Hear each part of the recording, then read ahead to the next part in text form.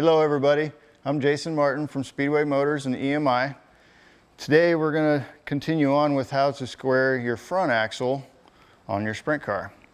So again, this is a pretty hot topic. A lot of people ask daily questions about, hey, how do I get my front axle squared? Do I have it in the right spot? So here we're going to show you the easiest way that I've found to get the front axle square and try not to make it any more complicated than it really is. So to start with, we're going to put our front axle up on 4-inch blocks. So for a raised rail car, you're going to be 3 inches on the left side, 4 inches on the right side. That's going to be pretty common throughout every chassis manufacturer. What you're going to do next is make sure that your chassis is level. So what I like to do is use a simple 3-foot level and just put it right here in the longest part of the chassis. Make sure that the frame is level. What you'll do is just put a jack underneath the front and jack it up until you get where you know you're level. So what that does is it makes it easy to set your caster later. So now that we've got the chassis level, the front axle's on 4-inch setup blocks, all of our radius rods are all loosened, and we're ready to just get everything squared up. So what I like to use is a wide tape measure. Again, it just makes it so easy for one person to do it by himself. So the front axle has different measurements depending on the chassis wheelbase. So for a 88-inch car,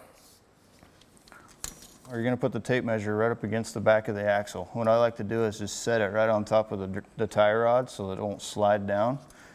Just bump it right up against it. And I like to keep it right in line with the front torsion arm so that I know from side to side I'm about the same distance out from the center of the car.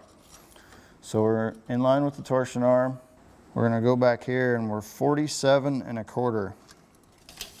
47 1/4 is pretty common for an 88-inch car. For an 87-inch car, you're going to be 46 1/4, 45 1/4 for an 86-inch car. And what that does is it gets the effective arm length of this right front arm right at 13.5 inches. 13.5 inches is kind of the calculated spring rate that we've used in sprint car racing forever. Everybody just talks about a 1025 right front bar at 13.5 inches. So that's just the normal, and that gets your front axle where it needs to be. So now you've got the right side set to the right distance. Now the left side's, it's going to be a preference. You can run it heads up, you can run it an 1/8 inch back, or you can run it an 1/8 inch forward. Obviously, if you're wanting the car to turn, if you're running a short little bull ring in California or a high banked Eagle Raceway where it tends to be rough and heavy, you want to run it to where it'll turn in a lot easier. So you'll run the left front back. We call that lead. So we would have an 1/8 inch of lead in the right front.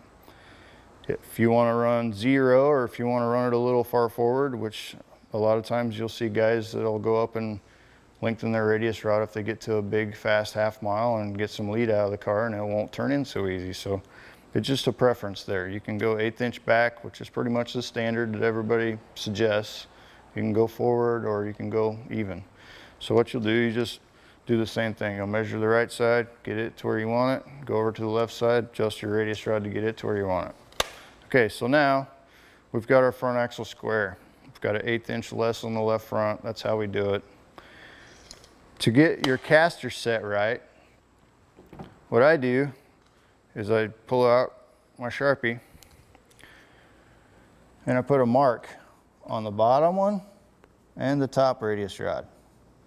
So that just gives me a mark that I can rotate those two in even increments. So I'm going to go in here and I'm going to look. I've got my trusty magnetic angle finder. It's not near as accurate as a lot of the digital ones that you use, but I like it because it's got a broad base. What you'll do is you'll just take it and set it right on the top of your steering arm. So we got 8 degrees. Anywhere from 8 to 12 degrees is a suggested measurement. The more faster racetracks you run, 8 degrees is probably better. But there's becoming more and more guys that are wanting more and more just because of the way the wings are working. You want to be able to feel the steering wheel in dirty air. So we've started going to 12, and some are even at 13 or 14. So 12 degrees is kind of where I'd suggest to go. You can put it wherever you like. But how you get that, we're at 8 degrees now. So what you do is you lengthen the top radius rod and you shorten the bottom radius rod if you're trying to make the axle stand up, which that got us to 6 degrees. So that went the wrong way. So we have to go shorter on the bottom, or the top, longer on the bottom. So we went one even turn on each of them. Now we're at 12 degrees. So that makes it really easy to get your measurement the same. So if you ever went back, after we've been messing with the radius rods, you go back and you measure this length again. So we're exactly where we need to be. So now you've got your radius rod length set, your front axle is got the right caster built into it now, and the only thing you have to do is set the side to side. Again, this is kind of a topic of discussion for a lot of people. 9 times out of 10, you'll see that everybody's got their axle 1 inch to the left. Some guys run more, some guys run less. Some guys have different offset front wheels, some guys have wider front axles. So it's just kind of a personal preference. So for a 50-inch front axle, you're just going to take your trusty stagger tape, which everybody has in their toolbox. What I like to do is I just like to hook it right on the hole in the top of the kingpin. It's a really easy spot. It's exactly the same on both sides.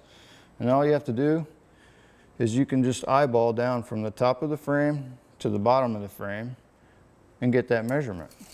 So then you'll go to the other side and you'll do the exact same thing. You're going to hook it in there, get your measurement. You want it 1 inch longer on the left side than you do the right side. That's pretty standard. That's what a lot of people go to. So now that you have that done, you've got your axle square, your radius rods are set for your caster, your front axle set side to side. All you have to do is tighten up all your radius rods, get your shocks put back on, set it back down on your side up blocks, and you're ready to go.